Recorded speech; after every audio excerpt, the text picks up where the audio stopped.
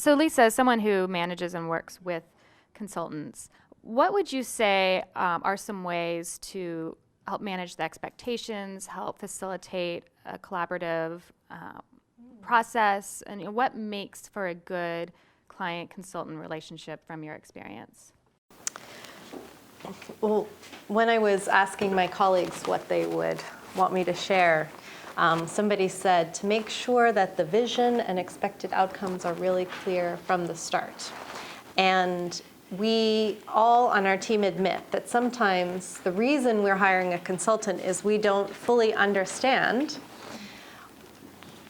what is possible to do because we don't have the skills and we haven't done it before and we're bringing in that particular expertise. So I think the client relationship is really key to think through what is to be expected so that there aren't frustrations on either side, and check in regularly. So as things evolve, keep asking for the calls. In person is always great, but video conferencing is just as good. Sometimes better than email, just to really hash things out and make sure that things are clear and that both parties get something that they want out of it. Yeah, interesting. And Linda, do you have anything to add? Or? I would say very similarly that when we reach out to you as a consultant, we will have a scope of work that USAID will have created. We will have reviewed it. Sometimes we will do major revisions to that. But we need you to take a look at it as well. Make sure that you understand that scope of work. If there are gaps in the scope of work, please raise those red flags. If you think there are things in the scope of work that are not attainable, especially given the level of effort that's in the scope of work or in your contract, please raise red flags. At the same time, there's just like with sort of communications with the home staff, there's when do you do too much and when do you do too little? So that, for example, when I do a scope of work for an evaluation, once the team goes out in the field and sits down with USAID, and that's the first time all the team members will convene, those methods, I would assume, will change. The dates for the number of days that you need to be in the field will change. As long as it's within the general overall scope, you can still answer those questions. I'm still going to do a quality control check on whatever the work is that you're doing in the field. But you then have the freedom to shift that as long as it's in consultation with the client and we're informed. Because sometimes we have a lot of flexibility to adjust scopes of work. Unlike if this were an IQC or a contract, each assignment is a give and take with USAID. So we have far more flexibility than most other USAID contractors. So it's really important to take a look at that scope of work and to make sure it's one that you can fill. Don't overpromise what skills you have. But at the same time, if you think you can do more than what's in there, let us know. We may have defined a very narrow scope of work.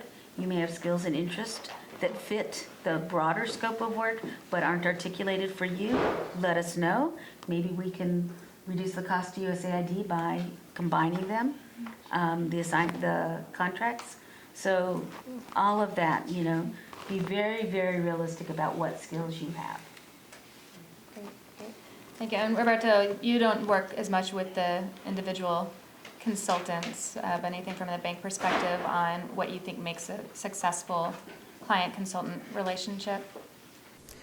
Well, again, it's the ability to be visible and knowledgeable about the work of the bank. I think that's very important. And it's true, all this emphasis about networking. It's again a reality. If you have a short-term assignment at the bank for 3 months, first of all, you might end up being extended, renewed according to the needs, but you are in a stronger position when it's time to network internally, of course, and connect with other people.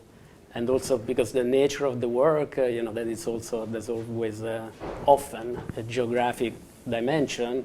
if you do a good job as a water consultant in East Asia, maybe opportunities maybe later in another region, and so on. And people are happy to know that you have done a good job in a different environment. It's definitely a place where also internal recommendations and references are very good. So if you do a good, if you're available and visible and knowledgeable, things might lead to more opportunities.